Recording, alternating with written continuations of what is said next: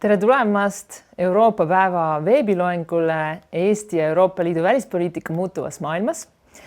Minu nimi on Maili Vilson ja ma töötan Johan Skytte poliitikauuringute instituudis Tartu Ülikoolis, kus ma õpetan ja uurin Euroopa Liiduga seotud teemasid. Ja meie tänane loengu teema puudutab siis Euroopa Liidu välispoliitikat. Kui me vaatame uudiseid, siis tänane maailm on üsna heitlik. Me loeme meediast väga palju muret tekitavaid uudiseid ja kindlasti oleks kasulik selleks, et me saaksime paremini aru, mis maailmas toimub, kui me ka mõistaksime, kuidas Euroopa Liidu välispoliitika toimib. Nüüd see loeng toimub Euroopa päeva puhul. Euroopa päev on siis 9. mail ja sellega tähistatakse Euroopa integratsiooni, Euroopa ühtsust ja sellist rahu Euroopas. Kõigepealt räägiksin sellest, et on 5 asja, millest ma selle 45 minuti jooksul tahaksin käsitleda. Ja need 5 asja on järgmised. Kõigepealt räägiksin põgusalt sellest, mis on Euroopa Liit ja mis teeb ta eriliseks. Et Euroopa Liit ei ole nagu tavaline riik, aga samas ei ole ta ka nagu tavaline rahvusvaheline organisatsioon. Nii et mis ta siis õigupoolest on ja kuidas teda mõista. Ja teiseks läheksingi üle selle juurde, et mis on Euroopa Liidu välispoliitika, mida see endast kujutab ja mis on ka temas erilist. Siis räägiksin natukene institutsioonidest ehk kes teeb Euroopa Liidus välispoliitikat. Seejärel puudutame põgusalt maailmasündmusi ehk siis millised on need globaalsed väljakutsed Euroopa välispoliitikale ja kuidas nendega võiks siis toime tulla. Ja viimase punktina räägiks natukene ka sellest, et mis on siis Euroopa Liidu välispoliitika kasu või roll Eesti kui Euroopa Liidu liikmesriigi jaoks. Nii et kokkuvõttes selle lühikese loengu eesmärk on tutvustada, kuidas toimib Euroopa Liidu välispoliitika ja mida see siis Eesti jaoks tähendab. Aga enne kui me alustame, siis on ka paar korralduslikku märkust, et kui minu loengu osa lõpeb, siis meil on natukene aega ka küsimusteks, umbes 15 minutit. Küsimusi saab küsida internetis Slido teel ja seda koodi näete siis ekraanil. Ja lisaks on siis loenguga kaasas ka tööleht, millele pääseb ligi Tartu Ülikooli teaduskooli kodulehelt. Aga läheme nüüd teema juurde, mis teeb Euroopa Liidu eriliseks. Eesti on olnud Euroopa Liidu liige 2004. aastast, aga kui me läheme Euroopa Liidu ajaloo alguspunkti, siis sellel on väga spetsiifiline taust, kuidas Euroopa koostöö üldse sündis. Ja me saame tagasi minna 1950. aastasse, samas 9. mail andis siis Prantsuse välisminister Robert Schuman välja sellise ettepaneku, et ühendada Euroopa siis majanduslike koostöösidemete abil selleks, et vältida teise maailmasõja sarnaste sündmuste kordumist. Ja niimoodi siis 1951. aastal sündiski Euroopa söe- ja teraseühendus, mis on siis meie tänapäevase Euroopa Liidu eelkäija. Euroopa Liit ise ametlikult loodi siis Maastrichti lepinguga, mis on 1992. aastast. Nii et Euroopa Liidu loomise motivatsioon ongi selline suurem ühtsuse, koostöö ja rahu ehitamise eesmärk, mida siis on püütud viimase rohkem kui poole sajandi jooksul arendada. Aga kuidas seda Euroopa Liitu mõista, et ühelt poolt ei ole kindlasti ju tegemist ühe riigiga, sellest annab märku ka nimetus, et see on liit, Euroopa Liit. Aga teiselt poolt ei ole Euroopa Liit ka tavapärane rahvusvaheline organisatsioon, kus kõik riigid siis saavad avaldada soovi liitumiseks ja nad siis on nii-öelda selle organisatsiooni osad ja sarnaselt näiteks nagu ÜRO-ga või näiteks Maailma Tervishoiuorganisatsiooniga või muude rahvusvaheliste organisatsioonidega. Nii et selle asemel me räägime Euroopa Liidust kui sellisest üsna erilisest koostööplatvormist, kus liikmesriigid ja neid on siis hetkel 27, on kokku leppinud teatavates ühistes reeglites, kuidas oma elu korraldada. Nüüd, mis teeb veel Euroopa Liidu eriliseks või erinevaks tavalisest rahvusvahelisest organisatsioonist, on siis jagatud otsustusõigus. See küll sõltub, täpne ulatus sõltub poliitika valdkonnast, aga oluline on just meeles pidada seda, et teatud poliitikate puhul on kõik liikmesriigid jätnud otsustusõiguse Euroopa Liidule, ehk siis seda otsust tehakse riikide üleselt. Ehk siis ka Eesti puhul on teatud poliitikavaldkonnad, näiteks nagu väliskaubandus või üleüldse ühisturg, mille puhul siis kogu selle põhimõtted majanduslikuks toimimiseks on kokku lepitud liikmesriikide poolt ja nende jälgimist korraldab Euroopa Liit, siis Euroopa Liidu institutsioonid, kellele liikmesriigid on selle otsustusõiguse andnud. Ja nagu ma juba ütlesin, siis Euroopa Liidul omal ongi eraldi institutsioonid, eraldiseisvalt siis liikmesriikidest, kes seda poliitikat korraldavad. Ja võib-olla, mis teeb veel Euroopa Liitu sarnasemaks riigiga või nii-öelda rahvusriigiga, on see, et tal on omad seadused, tal on näiteks oma kohus ja on ka oma eelarve, mille abil siis seda tööd korraldatakse. Teiselt poolt nii-öelda sisepoliitikasse Euroopa Liit otseselt ei sekku, kui me siis jätame need seadusandluse kõrvale. Nüüd, mida see tähendab Euroopa Liidu välispoliitika jaoks? Siin on kaks asja, mida ma tahaksin käsitleda. Ja kõigepealt me peame alustama sellest, et miks on Euroopa Liidul oma välispoliitika? Sellepärast, et me räägime ju, et on 27 liikmesriiki, kõikidel liikmesriikidel on ka oma otsustusõigus teatud küsimustes, nii et miks on Euroopa Liidul vaja oma välispoliitikat? Ja panin siia mõned peamised punktid. Ütleme, et ajalooliselt on Euroopa Liidu välispoliitika kujunenud välja sellepärast, et need ühised poliitikavaldkonnad, näiteks nagu majandus, vajasid tuge ka teistelt poliitikavaldkondadelt. Ehk siis raske on näiteks korraldada majanduslikku või kaubanduslepet mõne kolmanda riigiga, näiteks Euroopa Liidu ja võtame näiteks Vietnami vahel, kui seda ei toeta ka üldine välispoliitika ja teised poliitikavaldkonnad. Nii et natukene peab mõtlema sellest konkreetsest valdkonnast kaugemale, selleks, et Euroopa Liit saaks oma eesmärke tagada. Nüüd, kui see teatud poliitikad ongi ühised, siis teiselt poolt ka need väljakutsed on enamik Euroopa Liidu riikide jaoks ühised.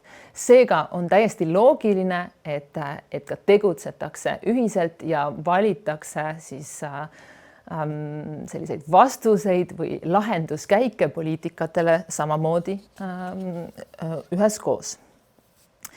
Aga mis ma veel rõhutaks nende ühiste väljakutsete kohta, on loomulikult ka see, et kui me mõtleme sellele, et mis on tänapäeval suured globaalsed probleemid, kas me räägime näiteks julgeolekust, kas me räägime näiteks kliimast, rändest, kuritegevusest, tervishoiust, siis on selge, et need probleemid on kõikide riikide jaoks ühised ja kui igaüks hakkab nii-öelda nagu üksi nendega tegelema, siis sellisel juhul neid ongi väga keeruline lahendada, nii et ainus lahendus saabki olla nende vastu siis nii-öelda koos võitlemine või nendega koos tegelemine.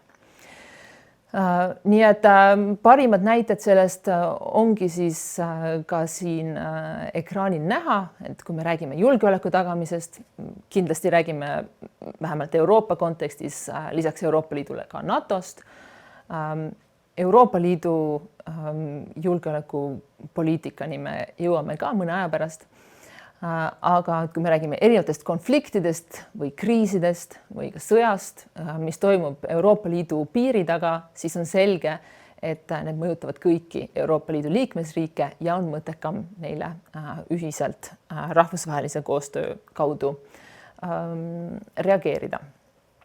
Ja seda teisipidi vaadates, kui me vaatame Euroopa Liitu nii-öelda kogu maailma kaardi või kogu maailma kontekstis, siis see ühtlasi annab ka liikmesriikidele tugevama rahvusvahelise positsiooni, sellepärast, et on üks seisukoht, on üks positsioon, mida kaitstakse ja esitatakse, kui 27 riiki siis ise oma arvamusi peavad ükshaaval nii-öelda kuuldavaks tegema. Nii et selline ühine reageerimine tagab selle, et jõutakse globaalsel areenil kaugemale.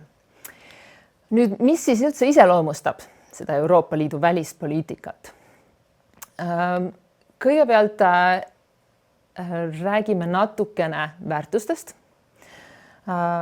Tihtipeale Euroopa Liidu kontekstis rõhutatakse Euroopa Liidu väärtusi ja see on ka loomulik, sellepärast, et need on kirjas Euroopa Liidu aluslepingutes. Need on need, milles liikmesriigid on kokku leppinud, et nad neid põhimõtteid edendavad nii sisepoliitiliselt ehk siis liidu sees kui ka väljaspool Euroopa Liitu.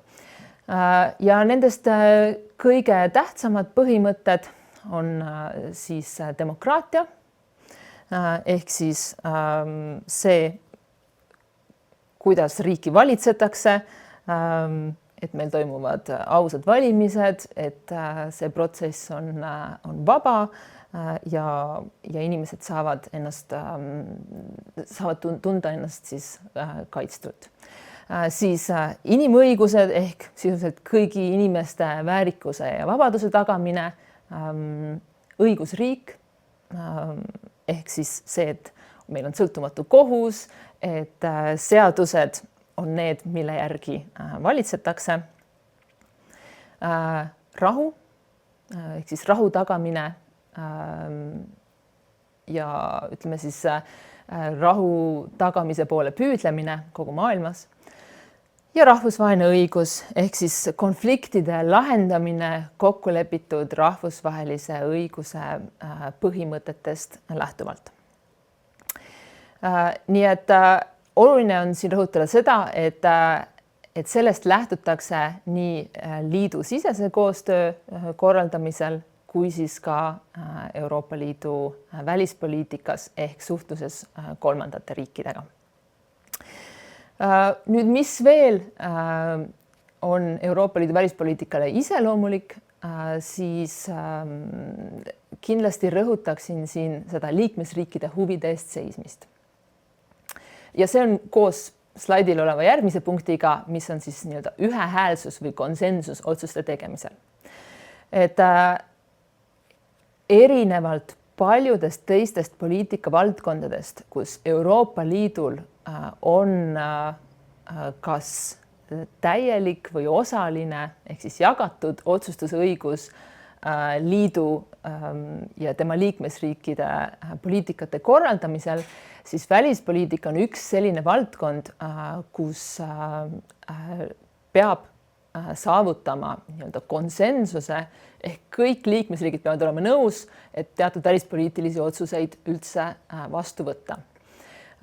Nii et kui Euroopa Liit tahab mingis välispoliitilises küsimuses oma seisukohta esitada, siis selleks, et oma liikmesriikide huvide eest seista, tuleb kõigi liikmesriikide huvid nii-öelda kaardistada ja ühiselt 27 riigiga siis kokku leppida, mis on see seisukoht, mida esitada.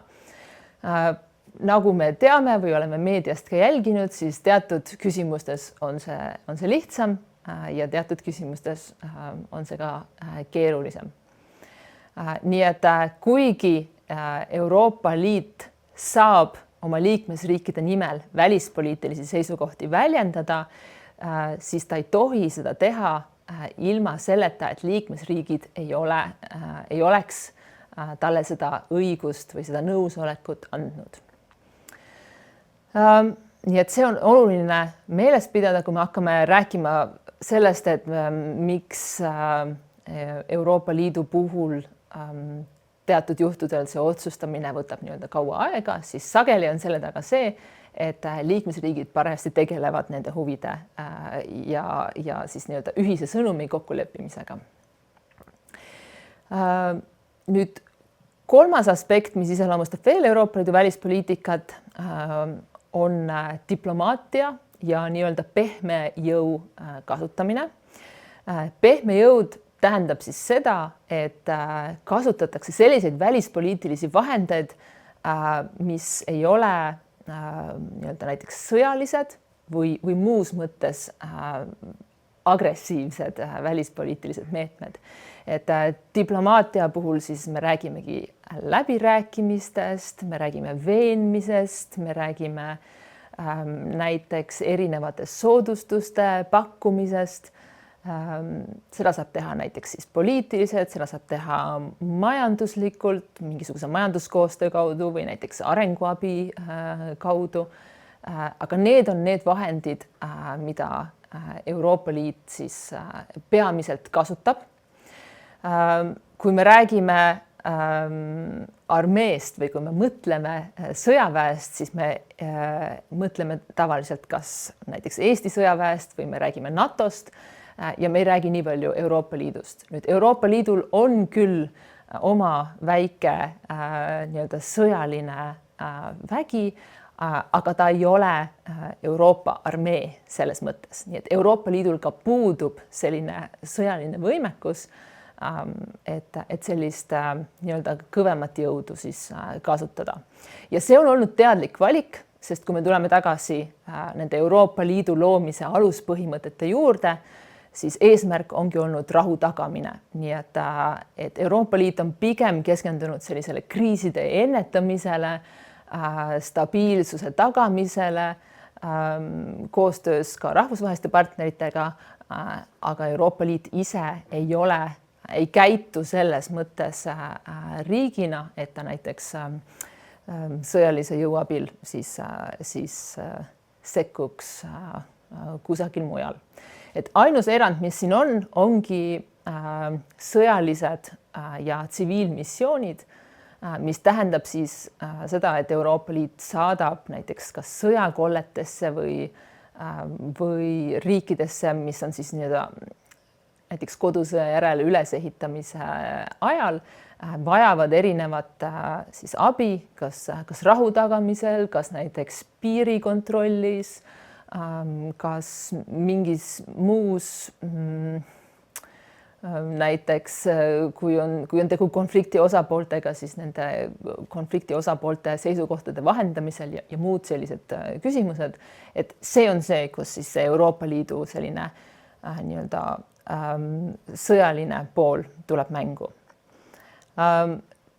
me teame, et muidugi praeguste sündmuste taustal, eriti siis Venemaa sõja puhul Ukrainas, on järjest rohkem hakatud rääkima sellest, et Euroopa Liidul peaks olema oma sõjaline võimekus. Nii et need on kõik praegu sellised läbirääkimiste faasis olevad küsimused, kus ilmselt väga kiiresti otsuseid ei sünni, aga oluline on siis teada, et praegu sellist võimekust otseselt ei ole. Euroopa Liit ikkagi tugineb ainult oma liikmesriikide sõjavägedele.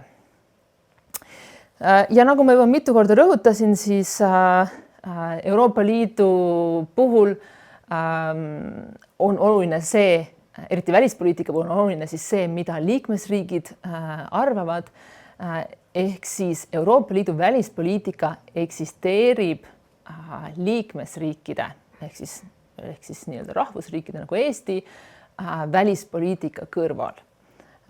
Nii et need on mõlemad siis on olemas paralleelselt, aga üldine kokkulepe on, et kui Euroopa Liidus on ühine seisukoht saavutatud, siis see on ka see seisukoht, mida kommunikeerivad liikmesriigid.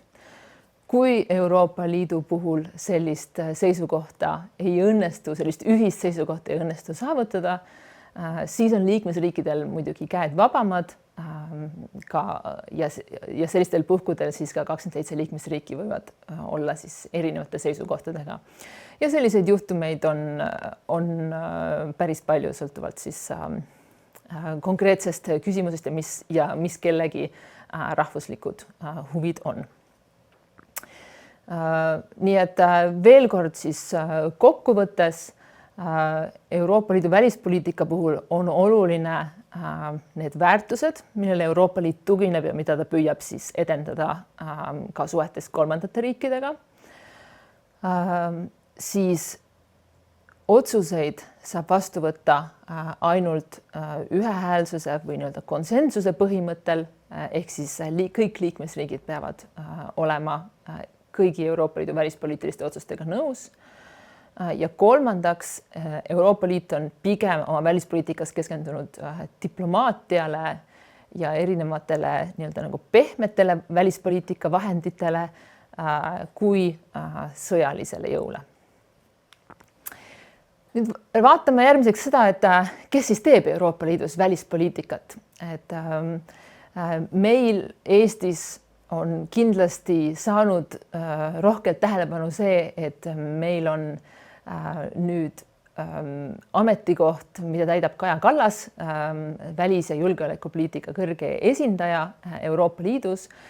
See on üks Euroopa Liidu tähtsamaid või nii-öelda tippametikohti, aga vaatame seda ja tema võimalust siis välispoliitikat teha ka teiste institutsioonide kontekstis. Ja alustaks siis sellest, et ma põgusalt räägin kõigist 5 institutsioonist, mis ma siia slaidile olen pannud ja selgitan siis, mis on nende roll Euroopa Liidu välispoliitikas. Et kõige tähtsam järeldus sellest slaidist võikski olla see, et kuigi eesmärk on ühine välispoliitika, mingisugune sõnum või tegevus või sõnavõtt, siis Euroopa Liidu välispoliitika ei sünni tingimata ühes kohas, ühes kontoris, selle eest vastutavad mitu eri organisatsiooni. Kõigepealt siis Euroopa Ülemkogu. Euroopa Ülemkogu on selline institutsioon, mis koosneb Euroopa Liidu liikmesriikide riigipeadest ja valitsusjuhtidest. Näiteks Eesti puhul on siis kokku lepitud, et Eesti esindaja Euroopa Ülemkogu juures on peaminister.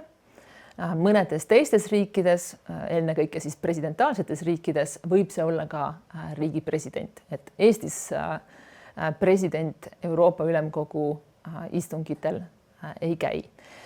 Ja need Euroopa Ülemkogu kohtumised, mida nimetatakse siis tippkohtumisteks, toimuvad nii-öelda regulaarses korras 2 kuni umbes 4 korda aastas, aga siis sinna juurde toimub ka terve rida nii-öelda erakorralisi tippkohtumisi, ehk siis loomulikult valitsusjuhid kohtuvad tihemini kui 2 korda aastas. Aga ülemkogu ülesanne on siis reeglina määrata selline üldine liidu välispoliitiline suund. Selline prioriteet, mille suunas Euroopa Liit tahab liikuda. Selle näiteks võiks olla, et mis on siis Euroopa Liidu seisukoht Venemaa-Ukraina sõjas, et Euroopa Liit toetab Ukrainat võitluses Vene agressiooniga, aga mis on oluline, on see, et Euroopa Ülemkogu ei ütle täpselt, mida peab selleks tegema.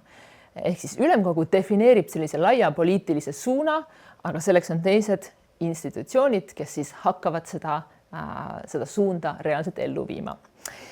Ja nendest siis kõige olulisem on Euroopa Komisjon, kes teeb erinevaid poliitika ettepanekuid ja viib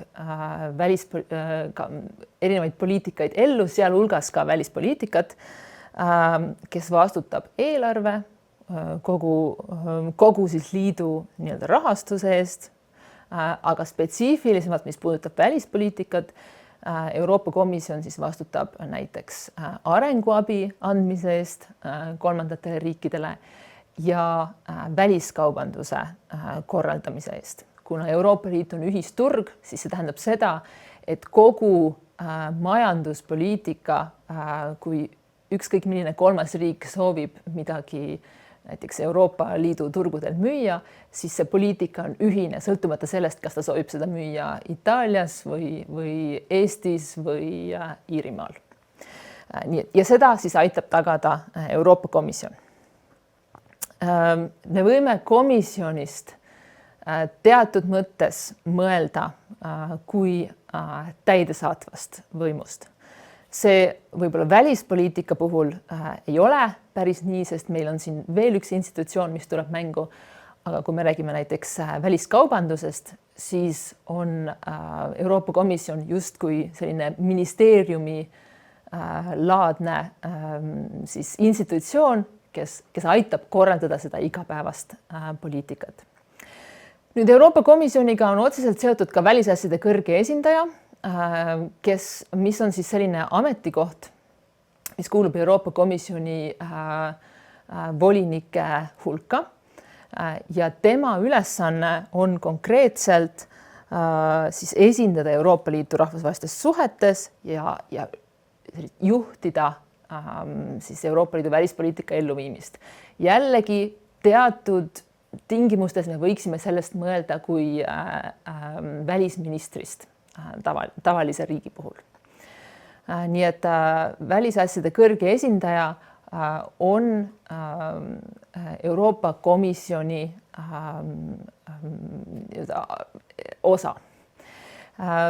Nüüd, mis eristab Euroopa Komisjoni ja ka välisasjade kõrget esindajat Euroopa Ülemkogust, et siin on üks oluline vahe, on see, et Euroopa Komisjon ja kõrge esindaja töötavad siis Euroopa Liidu heaks.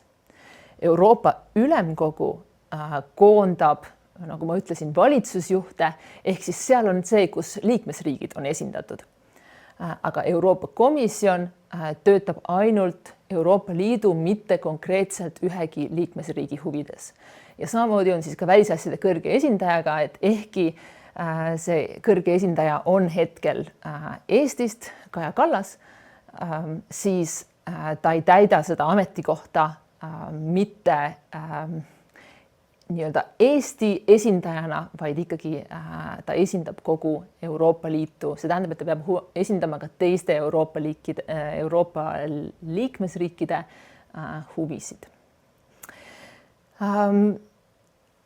Siis neljanda institutsioonina on kindlasti hädavajalik välja tuua siin Euroopa välisteenistus. Euroopa välisteenistus on samuti seotud Euroopa Komisjoniga ja tema tööd juhibki välisasjade kõrge esindaja. Me võime mõelda sellest teatud mõttes kui ühest väga suurest välisministeeriumist. Euroopa välisteenistus tähistatakse ingliskeelse lühendiga EEAS ja see koosneb siis nii ametnikest, kes töötavad valdavalt Brüsselis, kui ka Euroopa Liidu delegatsioonidest üle kogu maailma, mis on siis enam-vähem võrreldavad saatkondadega.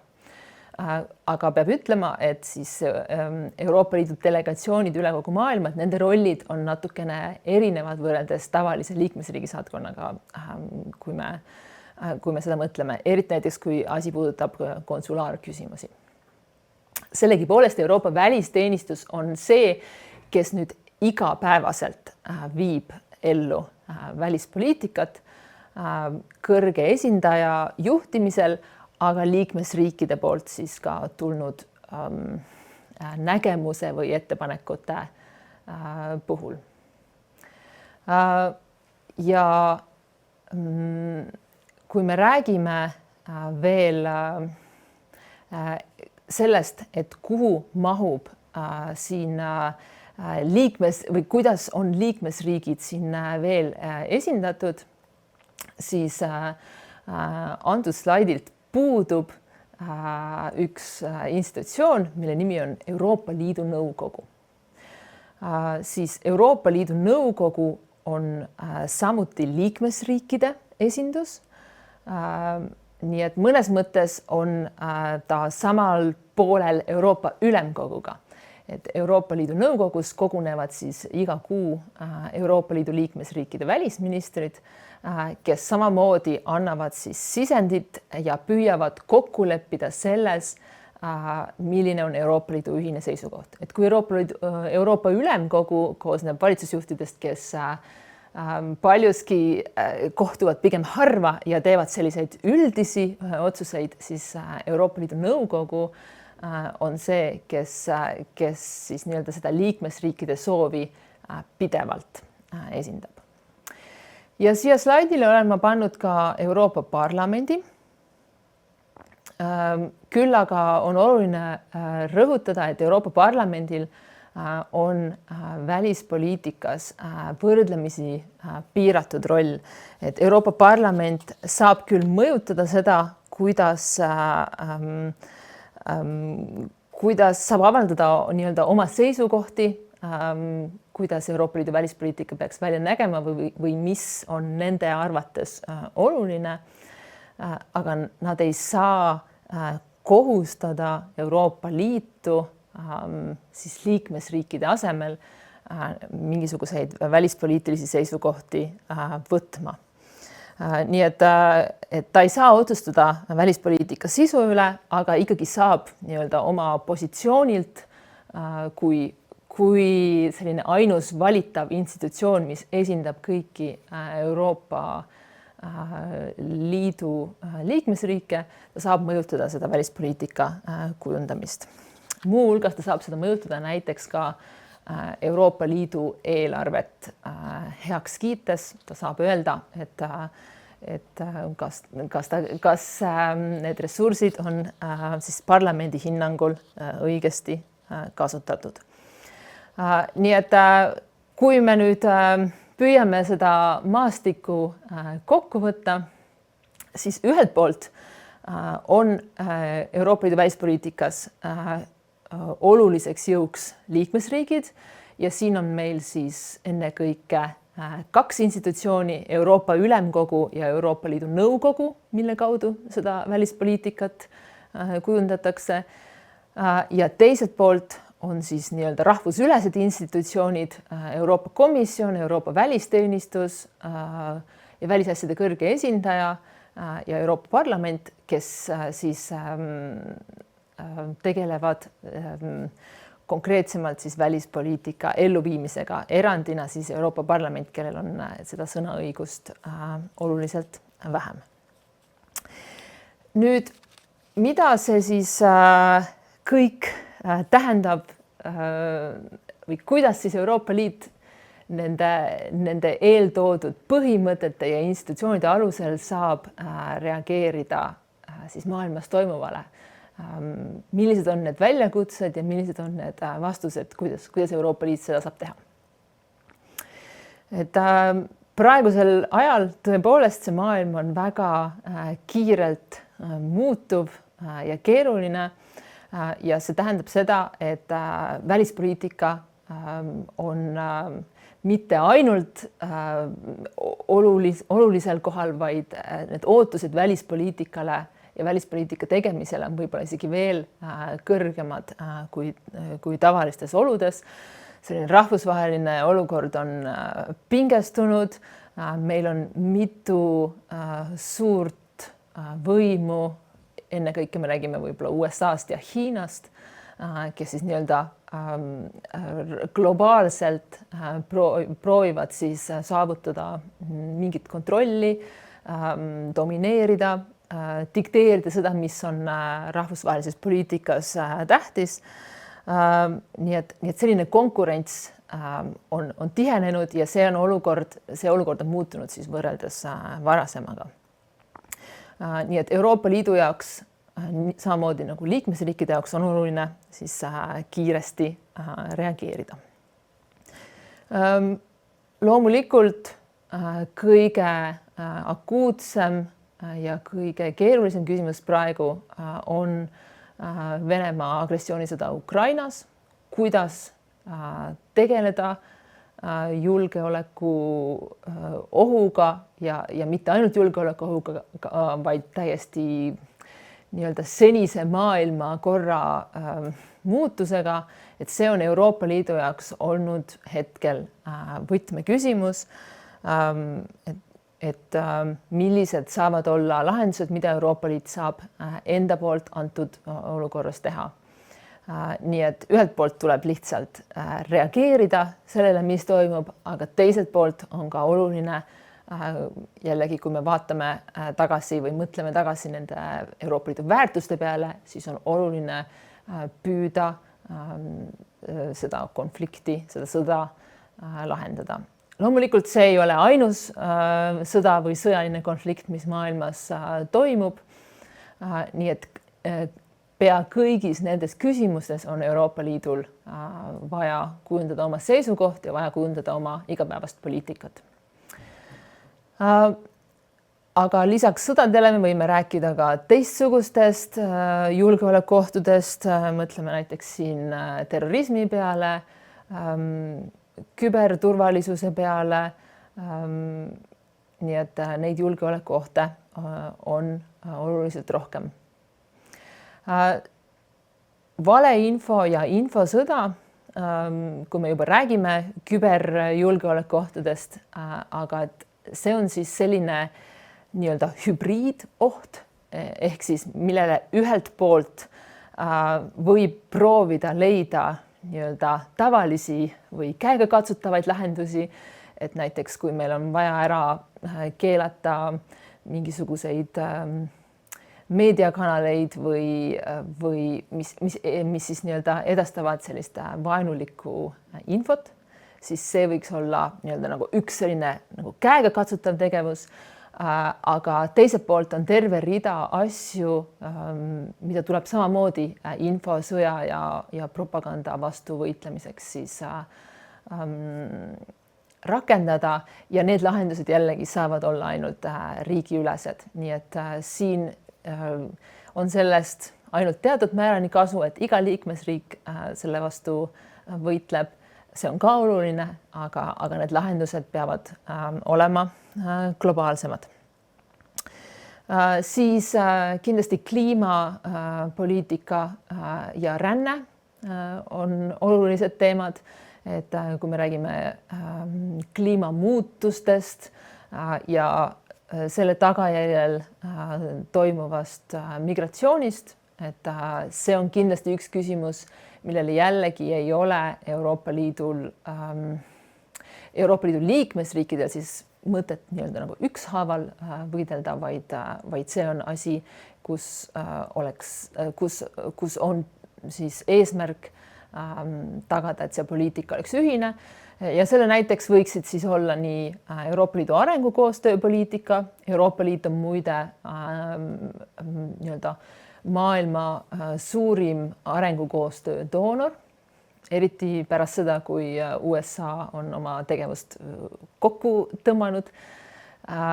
Ja teiselt poolt ka seesama rohepöörde või nii-öelda rohepoliitika on siis teine küsimus, mida Euroopa Liit ei aja mitte ainult liidu sees, vaid ka suhetes kolmandate riikidega.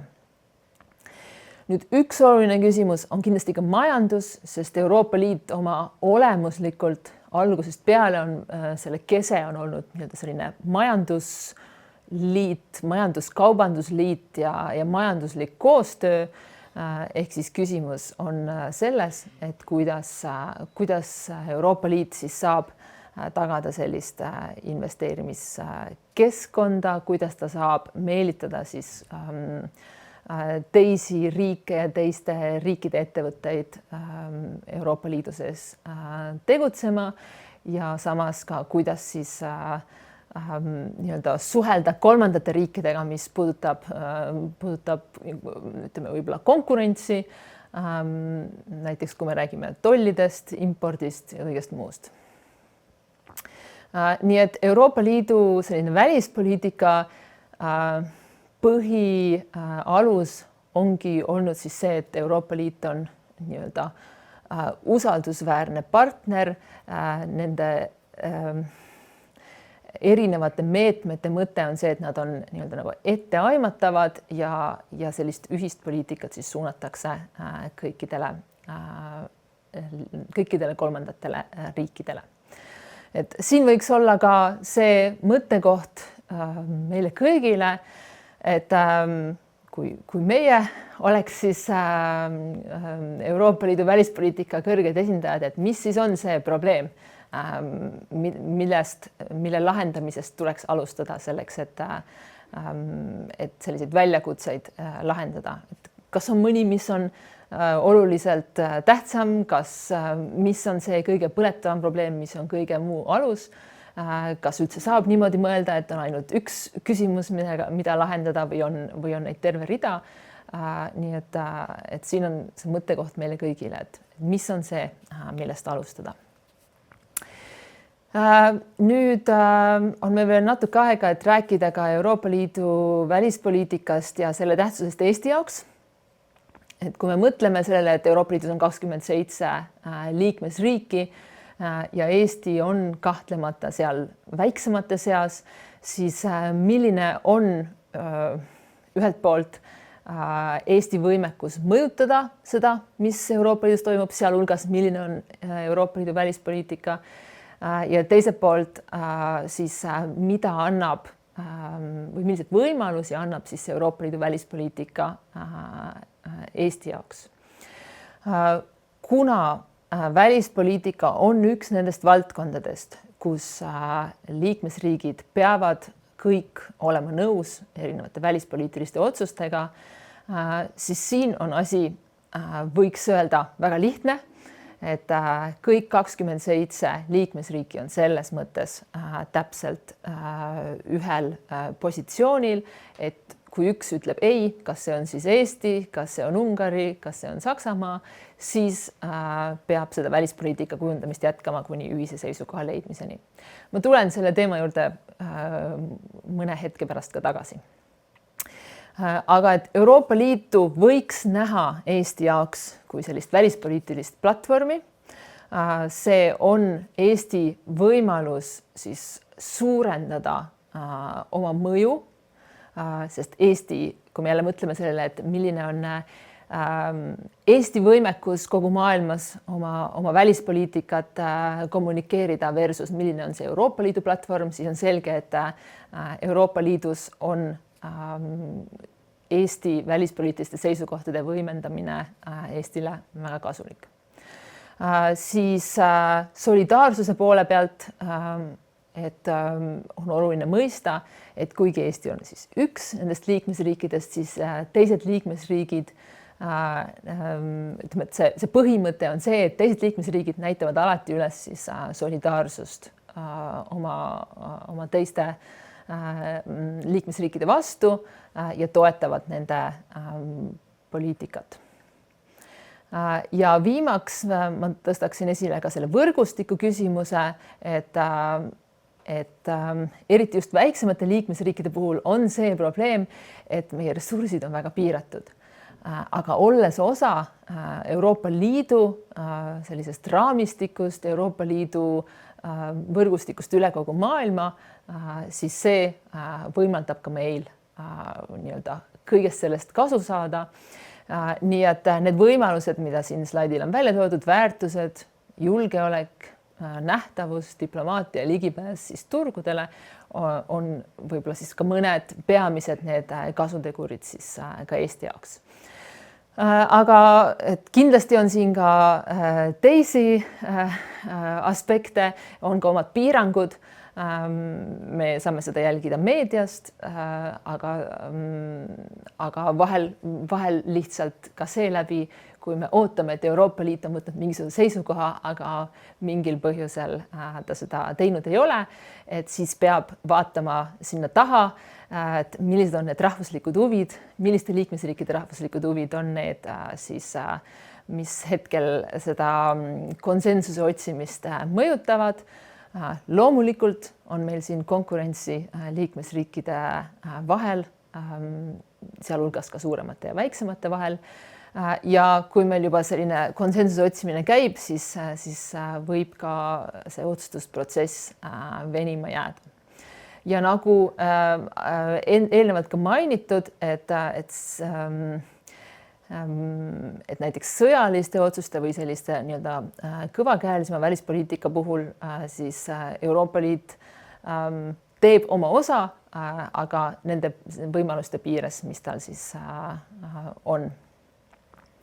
Ja otsustusprotsessi keerukuse puhul, mida ka tihtipeale Euroopa Liidule ette heidetakse, ütleksin ma seda, et tõepoolest see kahtlemata see konsensuse otsimine ja erinevate institutsioonide ja osapoolte arvamuste arvesse võtmine on see, mis aega võtab, aga ühtlasi on see ka garantii iga liikmesriigi jaoks, et nende huvidega arvestatakse. Nii et sellel mündil on kaks poolt ja kui me ühel hetkel oleme ühel poolel ja tahaks näha kiiremat otsustust või konkreetset otsust, siis võib-olla mõni teises olukorras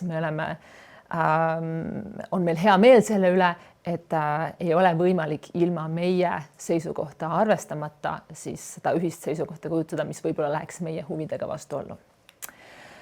Nii et kokkuvõttes ma rõhutaksin siis 5 asja. Et Euroopa Liit on kahtlemata maailmas unikaalne koostöövorm, ei ole ta ei riik, aga teiselt poolt ei ole ta ka tavaline rahvusvaheline organisatsioon ja ta on pidevas nii-öelda arengus, kuhu poole ta täpselt liigub, et seda me saame kõik koos jälgida. Euroopa Liidu väljakutsed on riikide ülesed ja neid saabki lahendada vaid riikide omavahelises koostöös. Nii et selles mõttes see on see, mis on Euroopa Liidu välispoliitika lähtealus. Sellest sõltumata või ütleme, et siiski on nagu oluline see, et riigi või liikmesriigi välispoliitika ja sõnaõigus on jätkuvalt selline põhiline liikuma panev jõud Euroopa Liidu välispoliitikas. Nii et sellest ei saa mööda vaadata ja ilma selleta Euroopa Liidu välispoliitikat teha ei saa. Ja võib-olla kõige viimase asjana, et kuigi me oleme siin rääkinud nüüd välispoliitikast nii-öelda institutsioonide kontekstis ja selle kontekstis, et on inimesed Brüsselis, on riigijuhid, siis välispoliitika kindlasti ei ole ainult diplomaatide ja poliitikute asi. See on see, mille kujundamine algab meist endist, algab siseriiklikult, algab sellest, kuidas me suhtleme teistest riikidest pärit inimestega, millised on meie poliitilised seisukohad. Nii et lõppude lõpuks on välispoliitika ikkagi meie kõigi vastutus. Sellega ma hetkel oma loengu lõpetaksin. Juhin ainult tähelepanu veel sellele, et ülehomme on siis Euroopa päev, selle raames toimub terve rida üritusi üle kogu Eesti, sealhulgas ka Tartus, nii et soovitan vaadata kodulehte euroopapäev.ee ja ehk leiate endale midagi sobivat tegevusteks. Nii et aitäh kuulamast ja nüüd on meil veel 10 minutit aega küsimusteks. Ja ma võtaksin siit siis küsimused ette, võtaksin selle küsimuse, et kas Eesti peaks võtma kindla seisukoha konfliktides, mis jäävad meile geograafiliselt kaugeks.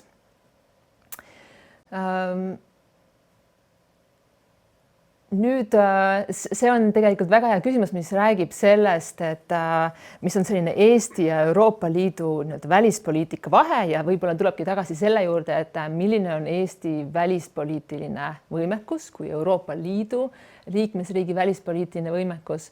Et Eesti tingimata, Eesti välispoliitikat juhitakse ikkagi Eesti välisministeeriumist, koos siis nii-öelda kogu valitsuskabinetiga pannakse paika need kõige olulisemad punktid.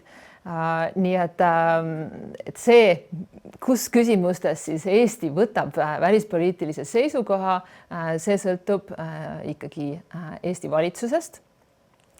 Küll aga on siin üks tähelepanuväärne nüanss, et kui me räägime sellest, et eriti väiksemate liikmesriikide puhul on see probleem, et lihtsalt ressurssi ei ole, inimesi ei ole, raha ei jõua kõigesse süveneda. Oluline on see, et me jõuaks süveneda sellesse, mis toimub meie piiri taga. Siis siin on Euroopa Liit selliste liikmesriikide jaoks just võimalus. Et kui on mingi konkreetne konflikt, kus meil võib-olla nii otsest huvi ei ole, siis Euroopa Liit ja selle institutsioonid, me räägime näiteks välisteenistust ja muust, on selline tohutu ressurss, mis võimaldab meil saada infot selle välispoliitilise seisukoha kujundamiseks. Samamoodi see aitab meil siis näiteks toetada konkreetse välispoliitika seisukoha siis kujundamine teatud küsimustes, aitab meil siis näidata üles solidaarsust teiste liikmesriikidega, kelle jaoks mõni teema võib olla väga oluline. Nii et ma ütleksin, et otseselt ei ole oluline see, et Eesti tingimata oleks seisukoht, küll aga peab olema alus selle seisukoha võtmiseks ja see on see, kus Euroopa Liit kindlasti saaks aidata.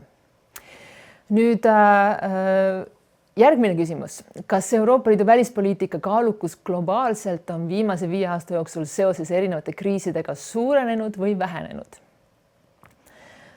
Jällegi üks väga hea küsimus. Et viimase 5 aasta sisse jääbki, võib julgelt öelda, Euroopa Liidu kõige suurem välispoliitiline väljakutse, mis on siis Venemaa sõda Ukrainas.